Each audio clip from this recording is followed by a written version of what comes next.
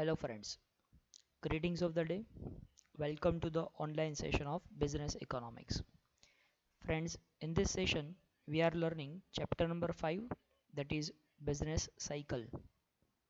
In that we have already completed the meaning of business cycle and various phases of business cycle. Now in this session we are going to start with the features of business cycle. We can say the characteristics of business cycle. The first characteristic of business cycle is the business cycles occur periodically, although they do not exhibit the same regularity. As we know that there are four phases of business cycle. There can be an expansion, then peak, and then there is contraction and trough. These all are the phases of business cycle. But all these phases of business cycle, they do not exhibit the same regularity. It means that the duration of all these cycle, all these phases will vary. It cannot be for the same duration, or we can say if the contraction has run for 6 months, it is not compulsory that the trough will also run for 6 months. So the duration will vary. It may happen that contraction has run for 6 months and the trough may get over within 1 month. The intensity of the fluctuation will also vary. It can be seen that the expansion will be very much intense, but the contraction may not be that much intense. So intensity of the business cycle will also be different. Business cycle have distinct phases of expansion, peak, contraction and trough. These phases seldom display smoothness and regularity. These phases are not smooth. The length of each of the phase is not definite. It is not fixed length that all the four phases will have the length of 6 months only. This is not so. The length of all the phase will not be definite. Sometimes it may happen that expansion has a length of 6 months, but on the next time when expansion comes, it may be for the 2 years or it may be more than that also. So every time the length of each phase may not be similar. Then business cycle generally originate in the free market economies. Friends, do remember this. This may be asked for an MCQ. Generally, the business cycle originates in the free market economy. Free market economy, we also know it as a capitalist economy, because in capitalist economy everything is based on demand and supply, or we can say it depends on market mechanism. There is a chance of creating business cycle.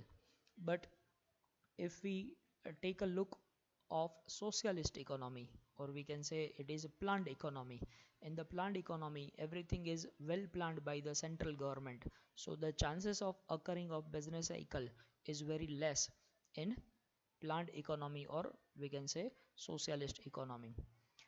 But when it arises in the free market economy, this is going to create a pervasive effect. Pervasive means overall effect, and it is going to create a disturbance in one or more sectors, and after that it will be transmitted to all the other sectors also. Although all the sectors are adversely affected by business cycles, but some sectors are more prone to the effect of business cycle. We can say the capital goods industries and durable goods industries will be disproportionately affected by the business cycle. Friends, again this is very much important point for the MCQ viewpoint. This can be asked as an MCQ. The capital goods industries and durable goods industries will be more affected by the business cycle.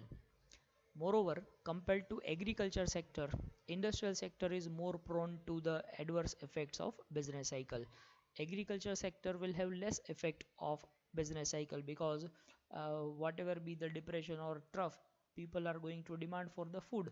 So agriculture sector will have continuous demand for the products, but the people may cut down the demand of industrial products. So in the phase of depression or trough, people may not demand industrial products, but they must demand the agricultural products. So agricultural sector will have less effect as compared to the industrial sector. Business cycles are exceedingly complex phenomenon. Therefore, it is difficult to make an accurate prediction of the trade cycle before their occurrence. We cannot surely predict that after these many months the expansion phase will start, or after these many months the contraction will start occurring. So prediction of these phenomenon is not possible because these uh, phases are very much complex. Repercussions means effect of business cycle get simultaneously felt on nearly all the economic variables. Say for example, it is output or employment or investment or national income or whatever be the variable. All the variables will get affected by the situation of business cycle. If there is an expansion, all these variables will go on increasing. If there is a contraction, these variable may start falling. Business cycles are contagious and are international in character. Contagious means which spread easily.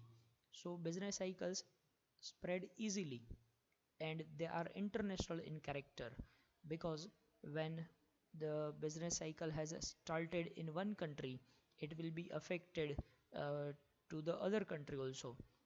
As you know that the depression that started in America in 1929, it affected almost all the countries of the world, because all the countries of the world are directly or indirectly connected with one another countries. And when they all are connected with one another countries, it means that the business cycle that has arisen in one country will affect the other countries also. Business cycles have serious consequences on the well being of the society. The well being of the society will get affected, because when there is depression in the economy, it will be going to create a miserable effect on the society. So, these all are the characteristics of business cycle. Thank you for now. Have a good day.